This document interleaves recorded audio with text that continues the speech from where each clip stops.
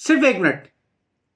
لگتا نہیں آپ کو کہ جیسے جیسے وقت گزر رہا ہے ہماری پریشانیاں بہت بڑھتی جا رہی ہیں، اور ان بڑی پریشانیوں کا سبب یہ روز بروز بڑھتی ہوئی مہنگائی بھی ہے. پیٹرول کے دام کہاں سے کہاں پہنچ رہے ہیں، اب تو گوشت دال چاول خریدنا بھی مشکل ہو گیا ہے.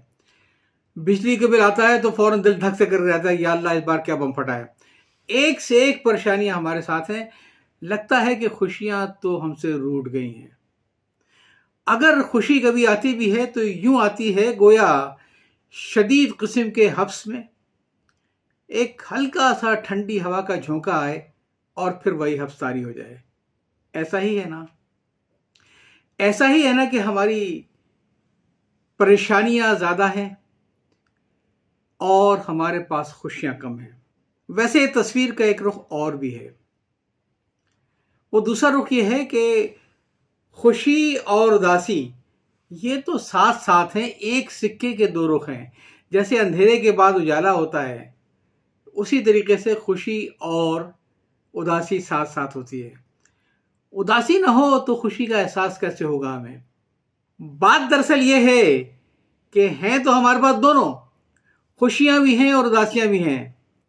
لیکن وہ جو قرآن کا فیصلہ ہے نا کہ وَلَيْسَ لِلْإِنسَانِ إِلَّا مَا سَعَىٰ، کہ انسان کو اتنا ہی ملا جس نے کوشش کی. ہمارا مسئلہ یہ ہے کہ ان الانسان لربہ لکنود، بے شک انسان اپنے رب کا ناشکرا ہے، تو لہٰذا اس کی نعمتوں پہ ہماری توجہ نہیں آتی ہے، لیکن جو ہماری پریشانیاں ہیں وہ ہمیں کھا جاتی ہیں.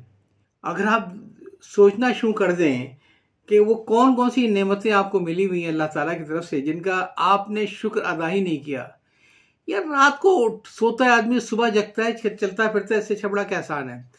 کیا آپ کو معلوم نہیں ہے کہ رات کو سوتے میں بعض اوقات ایسا اسٹروک پڑتا ہے کہ آدمی صرف کوئی بات کرنے کے علاوہ جسم کا کوئی حصہ ہلانے کی پوش نہیں ہوتا ہے.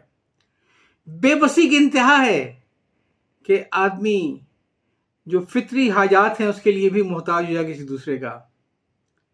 ہم ان میں سے تو نہیں ہیں. بات لمبی ہو جائے گی، میں آپ کو ایک چھوٹی سی کہاوت سناؤں گا، کہانی سناؤں گا. اور کہانی کس قسم کی ہے کہ کہتے ہیں کہ ایک شخص بہت ہی پریشان رہتا تھا، بہت ہی اداس رہتا تھا، اور اس کا تعلق بدھ مذہب سے تھا. جب اس کی پریشانیاں بہت بڑھ گئیں اور جو اس نے مخلص دوست سے بہت سمجھایا بھی، لیکن اس کی پریشانیاں، اس کی اداسیاں کم ہو کے نہیں دیتی تھیں، تو اس کے ایک دوست نے کہا کہ دیکھو ایسا کرتے ہیں کہ میں تمہیں ایک دکان کا پتہ بتاتا ہوں. شہر کے بیچ میں ایک نوادرات کی دکان ہے، اور اس دکان کے اوپر جو بیٹھتا ہے اس کا مالک وہ ایک بڈھا بدھ راہب ہے، اور جو اپنا زندگی کا چلانے کے لیے کاروبار ساتھ ساتھ اس نے یہ چھوٹی سی دکان کی ہوئی ہے جس میں بہت سارے نوادرات ملیں گے، مجسمے ملیں گے، ڈیکوریشن چیزیں ملیں گی. تم اس کے پاس چلے جاؤ، اپنا مسئلہ بیان کرو، وہ تمہیں کوئی نہ کوئی حل بتا دے گا. پہلے تو وہ مانا نہیں، لیکن کیا کرتا، پھر آخر کار اس نے پتہ لیا اور چلا گیا اس کی دکان پہ. دیکھا تو واقعی نوادرات کی دکان کے اوپر وہ بوڑھا بدھ راہب بیٹھا تھا. اس نے اپنا مسئلہ بیان کیا، کافی تفصیل سے سارے ذاتی مسائل بیان کیے، اور پھر اسے کہا کہ بابا جی یہ بتاؤ کہ میں خوشیاں کہاں سے لے کے آؤں زندگی میں، سوائے اداسی کے کچھ بھی نہیں ہے.